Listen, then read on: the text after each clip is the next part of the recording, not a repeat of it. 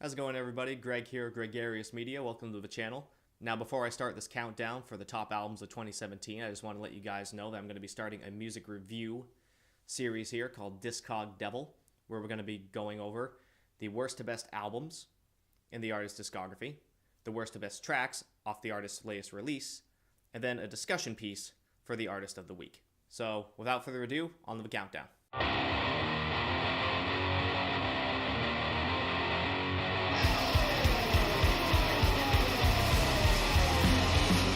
At number 20, starting off this list, we got the fourth major release from Kendrick Lamar, Damn.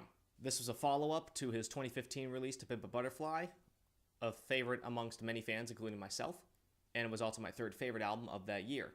I do think it has some of his best bangers, and Mike Will Made It definitely kills it on three of some of the best songs on this album, with DNA, Humble, and Triple X, all being fantastic bangers. I think that Ya and God were kind of weaker moments on the album.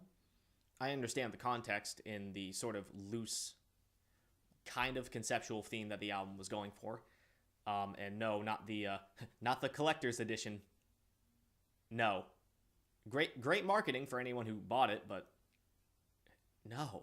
So this album overall is not my favorite Kendrick Lamar album, but it's still a very great Kendrick Lamar album, which should show that he's not a rapper to fuck with. At number 19, we got Rowe. Sean Rowe with New Lore. I happened to discover this guy on my Spotify playlist, and it was Gas Station Rose, I believe, was the first single from this album, and I knew I had to listen to it as soon as the whole thing was released. And this album is just beautiful. Just really, that's kind of like the best word I can use to describe this album. Is just, it's beautiful with really lush production. The songwriting is really simple but ear-grabbing. And of course, Sean Rowe with the lyrics about loneliness and sort of coming back to a place that you would consider home. It's easily one of the best sounding albums I've heard all year, and it's definitely one of the most beautiful folk albums I've heard all year, so please go check it out. Coming at number 18, we got Once Human with Evolution. Another band that I discovered on my Spotify playlist, or actually no, it wasn't my Spotify playlist, that's for later down this list.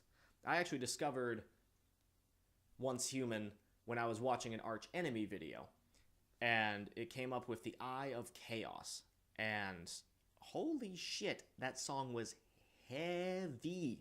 Melodic death metal with some djent thrown in the mix, and you have one of the heaviest albums of 2017, point blank, period. Despite the fact that there's only 9 tracks on here, there's not a single dull moment. I guess the only complaint I have about this album is the fact that it's 9 tracks. I want more. At number 17, we got Brother Ali with All the Beauty in This Whole Life. This is probably one of the most lyrical hip-hop albums I've heard all year. I mean, it's Brother Ali, what do you expect? While this still has politics and religion, kind of like the topics that Brother Ali has touched upon before, he's approaching it with a lot more of a positive spin, looking at how much greatness and beauty is in life as a whole, while acknowledging the ugliness in which he's had to face, that people have to face, and how to overcome it. Really, there's just too many songs to kind of go over the lyrics. I'd highly recommend just looking the entire album up on Genius, because, dear God, does he have punchlines and topical consistency throughout this thing. And again, this is Brother fucking Ali. We know whatever he's going to drop is going to be dope as hell. At number 16, we got Tyler, the Creator with Scumfuck Flower Boy, or as commercially titled, Flower Boy. Now this, I would consider Tyler, the Creator's best album, hands down, especially when following up Cherry Bomb, which was, I consider, easily his worst, with the incredibly inconsistent and distorted mixing, and just lyrically was kind of weak on a lot of Tyler songs. I'm not even sure if Cherry Bomb was trying to throw a concept in there, but if there was, I couldn't really follow it all that much, despite the fact that there were a couple skits that would have led me to believe that there was. But here on Scumfuck Flower Boy, he's really going in on a more personal approach than he's done on any album so far. Not to mention the production on here is just lush. It is the complete opposite of Cherry Bomb. While I may be a little upset that there was only 2 distinct bangers, those being Ain't Got Time and Who Dat Boy, Who Him Is, the production on here is just an incredibly beautiful listen from top to bottom. And the fact that he got the krautrock band Can to do the intro, that's kind of fucking incredible, honestly. Because I love the fact that this album is more consistently personal. While we've had personal moments on previous Tyler albums, it's only like moments in which some of it can play to the kind of loose concept that Bastard, Goblin, and Wolf had. And Cherry Bomb had a couple personal moments, but this album is just more consistently about him. Like, he doesn't have the most intricate wordplay like Brother Ali, but the way that he approaches it with such a personal, just like blunt, lyrical delivery just kind of hits in a way that I don't think any of his albums previously have. At number 15, we got Joey Badass with All-American Badass, this being a follow-up to Before the Dollars, or as stylized, Badass. While his debut focused more on the New York East Coast boom bap style, but with a more modern production twist, this new album here does go for a little bit more of the trends. He has a couple trap style beats here. It's much more melodic and a little more of a commercial appeal than his debut does, but that doesn't mean that it's necessarily worse. In fact, I think this is actually better than his debut, because also with every single song, he's approaching some form of political subject, whether it's finances, whether it's race being a big thing on this album, and just the world in general. And Joey, I think, comes at it, while having his obvious bias, comes not really preachy about his politics. And don't get me wrong, I agree with a lot of what he's saying on this album. But I kind of like that it's not just like so on the nose that I'm not listening to it going, okay, I know, we got it. Thanks, Eminem, with, Untouchable. Thanks. Next. From top to bottom, this album was just fantastic. And while, like Tyler, the Creator, I wish it had just a few more bangers, it does have Rockabye and the one with Flatbush Zombies on there, which was just really fucking weird.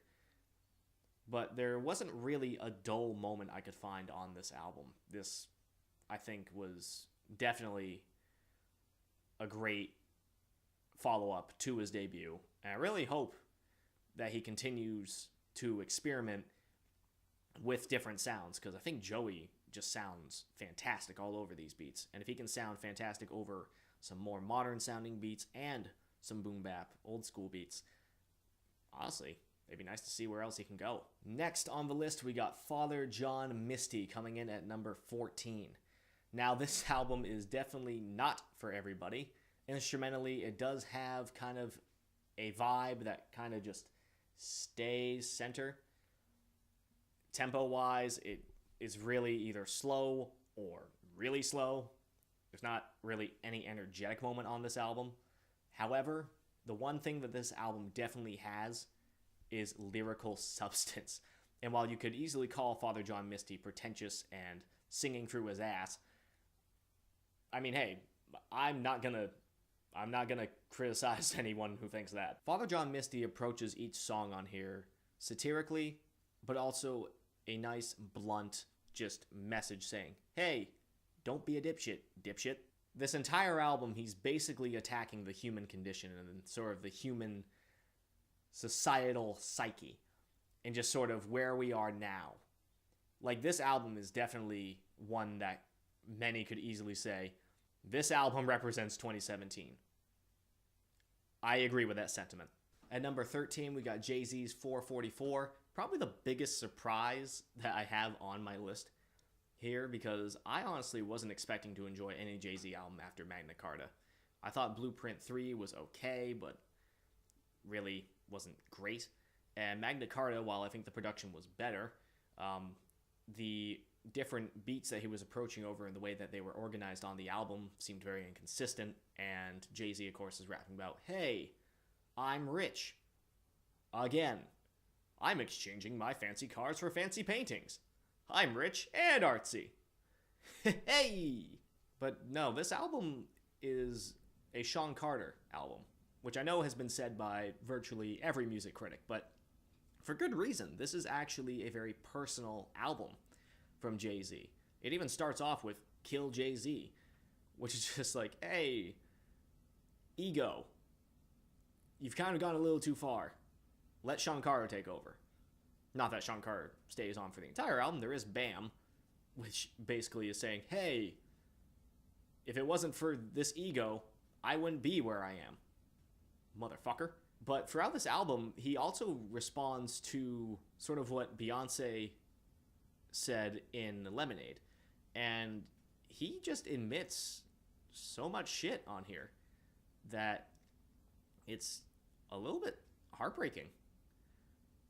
But it shows a man who finally, after all these years in rap, sort of shows his more human and maturing side, which he's never really expressed throughout any of his albums previously. He even talks about, on Smile, that his mom was a lesbian and that, he didn't want to mention that to anyone, but, he was proud of her for that. But in the rap game, you can't talk about that shit.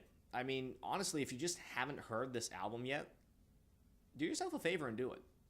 I know that JayZ might be kind of an antichrist amongst like major underground hip-hop heads, but No ID brings such fantastically almost minimalist production on here. And JayZ just comes through with easily some of the best bars and best subject matter of any like hip-hop head sort of album that I think people would enjoy. There's not really any radio hit on here. He's not trying to find a hit. I mean, this is really a Sean Carter album. And it's honestly something I think everyone, even JayZ skeptics or JayZ haters, should hop on and give it at least a listen. Number 12 on this list is from the main state, my home state, Spencer Albee with Relentlessly Yours. Relentlessly Yours has a very throwback to Beatles sound. It's very much a 60s throwback kind of garage rock mixed with some of that nice Beatles era 60s pop. 60s era Beatles pop.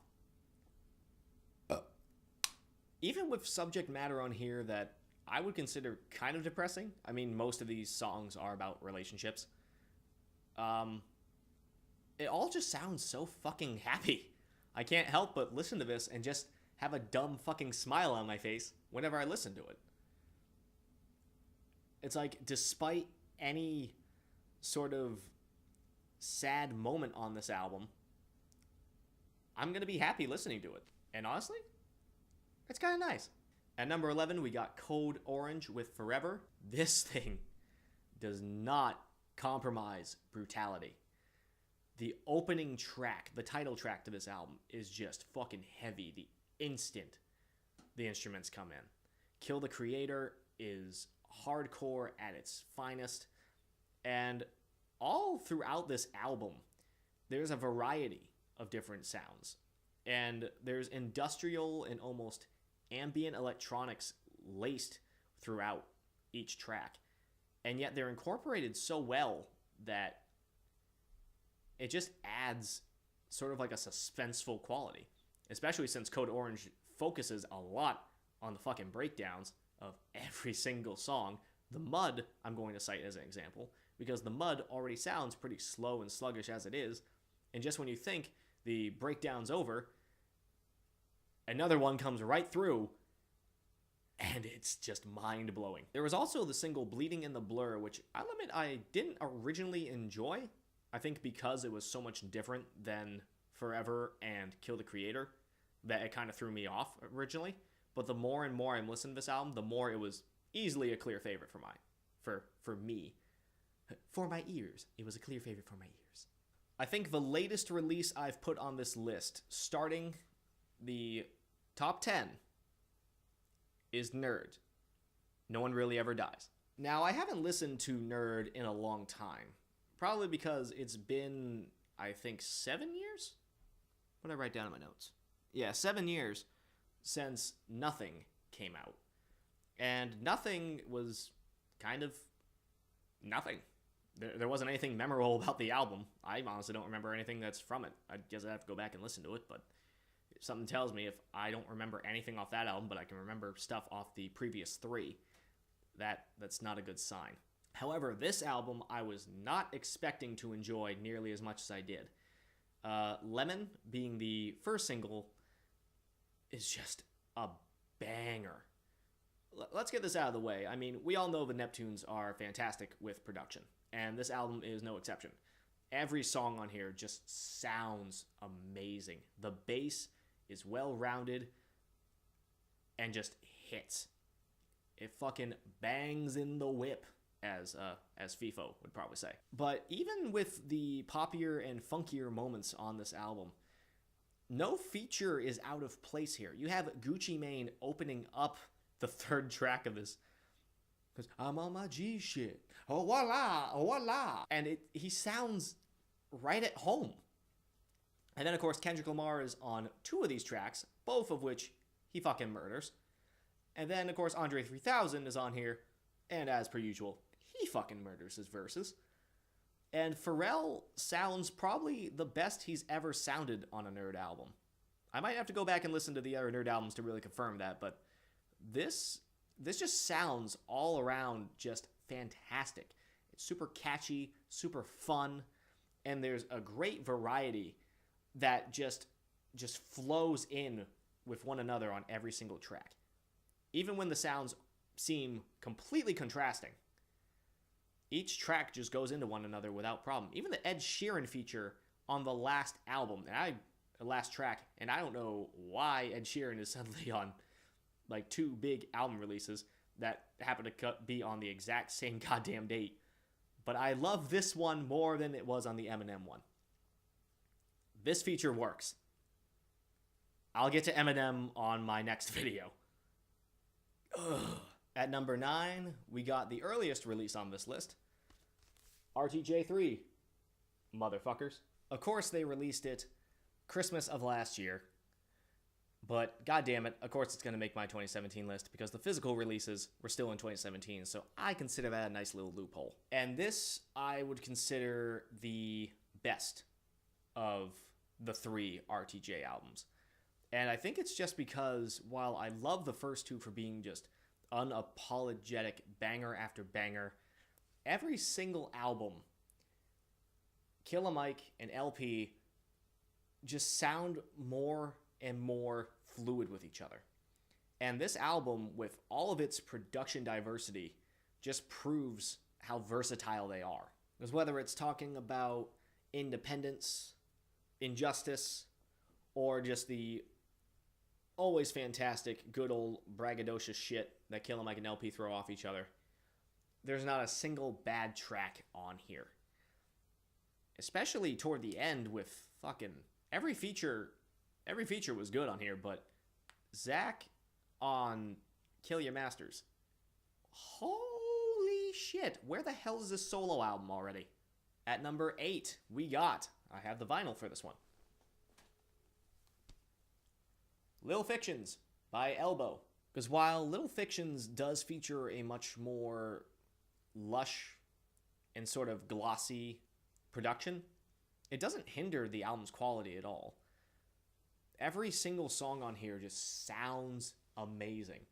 And while I did say with Sean Rowe that it was one of the most beautiful albums I've heard, this is probably the most beautiful album I've heard all year. Just point blank period when it comes to just the way that Guy is singing over all these really gorgeous instrumentations, and the dynamics have always been a key thing for Elbow's music, and god damn it do they use dynamics all over this album, and they use it to full effect. At number 7, we got another main album, Good Luck With Your Life by Spose, the follow-up to Why Am I So Happy in 2015, which is also my favorite Spose album so far. Which, not to mention, he also released Humans, which was the album made in 24 hours. I'd give that an honorable mention. Good Luck With Your Life, I think, is easily Spose doing a victory lap, but in the best way possible. And also the production is solely handled by goddamn Chan.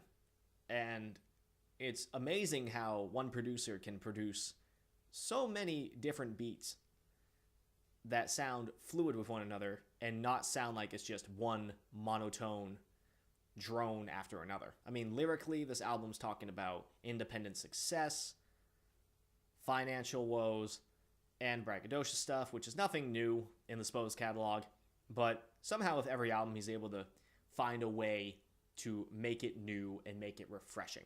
Number 6, brand new, Science Fiction. The first album of theirs in 8 years, and also the final album that Brand New will ever release, because in 2018, they're done. I was not really expecting anything from this album.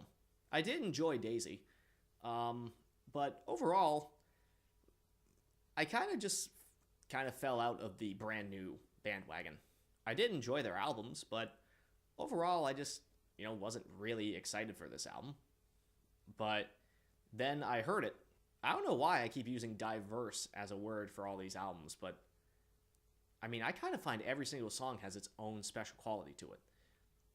And lyrically, every single song has something, whether it's based on nuclear war, coming up with, ideas, religion, and just hardships of life. Like, every single song has something here, and I would recommend you guys watch ARTV's review of Science Fiction, because I cannot do this any justice that he already hasn't mentioned. What's at number 5? We're at the top 5 now. I got a Vermont album for you. Jarv with The Boiler Room. All the production was handled by Thief of Baghdad. This album has very much a boom bap feel to it, and Jarv is just flowing all over this album. Whether it's braggadocio, whether he's talking about going to the dentist, whether he's talking about relationships. Did I mention he went to the dentist? Jarv just talking like normal shit. He's talking about normal, everyday shit on this album, and yet he makes it sound fantastic. And the production on here certainly helps, whether it's more jazzy or boom bap approach. My god, if you haven't heard Jarv yet, I can't describe this thing and do it justice. This thing is 20 tracks long, plus an intro, so 21 technically. But there's not a single dull moment lyrically, and there's not a single dull moment on the production. Everything about this album is fucking great, and Jarv definitely deserves so much more attention, which I think he's finally starting to get. At number 4, and also the final vinyl that I have on this list, Trivium's The Sin and the Sentence. I've been wearing this sweatshirt the entire time if this hasn't been on screen. Now, I enjoyed the previous album, Silence in the Snow. It was all clean, and it was probably the most commercial attempt, or at least sounding of a commercial attempt that Trivium's ever done. And while I did have that relatively high on my 2015 list, in retrospect, I'd probably put it a bit lower. Not a lot of songs have as much replay value as I kind of wish they did. There's still some great highlights on there, but overall it was missing kind of the really, really heavier moments that I think a lot of people wanted from Trivium. And goddamn does Sin and Sentence basically deliver on that. This is like Shogun Part 2 in that regard. Even the more mainstream sounding moments on here still just sound fantastic. It sounds like Trivium at their core. And their new drummer basically adding so much black metal and death metal rhythms on here. The blast beats on this thing, holy shit. From the title track, Beyond Oblivion, and just sever the hand, throw into the fire. Just all the heavy moments on this album are just some of Trivium's heaviest, and I fucking love it. While you could argue some songs go on for a little bit longer than they should, and I would agree with that some moments probably could have been cut back a little bit. There's still incredibly great, solid moments. This is honestly one of Trivium's best albums and one of the best metal albums from this year, period. This is heavy. It is melodic, catchy. It pretty much gets everything right. At number 3, we got the double album from Big K.R.I.T, Forever is a Mighty Long Time. This is the Big K.R.I.T album I think everyone was really fucking waiting for. And just, holy shit, how do you make a double album not boring? Like, don't get me wrong, I like Tupac, I like Biggie, but there was a lot of filler on those double albums. Despite the fact that, yes, there are some very iconic tracks throughout those albums, there's a lot of filler on them. This album does not have a single goddamn thing of filler in it. Filler. Thriller! There's no thriller in here. Every beat on here just sounds so lush, sounds so fantastic. I mean, Big Bank and Subterranean, my sub 4 is just, oh, so good. Then you have the Justin Scott half of the album, which features more live instrumentation and it features much more of a personal approach, with the first full track not being his name, Mixed Messages, talking about how he feels this way, but he also has this to say. And how sort of like every song he wants to approach the topic this way, but then he's going to have another song that approaches it this way. And how he can kind of bring the two together is easier said than done. And then you also have him talking about moving from, Georgia, and sort of Georgia always being with him no matter where he's gone, despite the fact that maybe there was a bit of a sort of a divide in his decision to leave Georgia. Then you also have moments where he's talking about his fame and just socially conscious stuff on drinking sessions, where he mentions, people waving the Confederate flag in the southern states and how it's like what the fuck is happening here?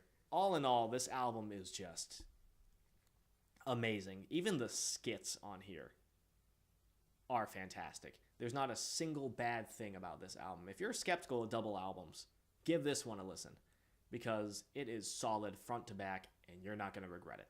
On to the final 2. At number 2, we got Thrash Legends' Kreator with Gods of Violence. You can call me a sucker for thrash metal, and Kreator is no exception. I listened to these guys kind of on a whim. I think they were in my Spotify Discovery playlist, and it was Satan is Real, and my god, is that just a fun fucking metal song. From top to bottom, this is just modern thrash with some heavier twists at its finest. Whether it's about the devil and hell and demons, or about war and violence and bloodshed, or even Fallen Brother, which talks about, friends and family who have died in the metal community, and the music video especially highlights this. It's kind of hard for me to describe kind of what you would expect from this album. I mean, well, actually, it's pretty easy. It's pretty straightforward thrash metal, really super heavy, really super thrashy, and I mean, I just love the shit out of this thing. That's kind of the big thing with this one, is that I just enjoy it so much, and it's one of the albums I listen to basically the most this year. And now to the number 1 spot, one of the earliest releases this year. I gotta give it up to POS Chill Dummy. An album that I've been waiting for 5 goddamn years. An album that follows up We Don't Even Live Here. which was POS's poppiest release. Kind of more of a, I would argue, a commercial attempt, even though really it's still POS and POS versus, so it wouldn't be radio friendly anyway. But there was definitely some features on there and some production choices that were definitely more commercially appealing. Not nearly as aggressive as it was on Never Better. This Chill Dummy was a surprise, considering Sleeper Drone was released like months ahead of this album's actual release. And I'm honestly just floored by this album. It's such a great return for POS, being, you know, hyper aggressive with a really punk style delivery. I mean, POS talks about race, politics, classism, and a bunch of other topics on this album. But the way that he approaches it, I think, is just so much more intricate and delicate even, while at the same time being incredibly blunt. And it's kind of the beauty of this album. The sounds on this album range from like very aggressive industrial to even some weird ambient electronica mixed with trap. And yet POS sounds natural on every single beat here. Whether it's a minute and a half long, like Get Ape and Lanes, or even 8 minutes, like the closer Sleeper Drone. He is all over this thing, killing every single verse, killing every single beat. And every feature on here is really incorporated well. But from start to finish, POS's Chill Dummy is easily the most interesting and most exciting listen that I've had all year. And that's why POS Chill Dummy is my #1 album of 2017. And that closes out my top 20 albums of 2017. What were your favorite albums of 2017? Let me know in the comment section down below. Hit the like, subscribe, you know, the whole YouTube end of video shtick. And yeah, see you next time.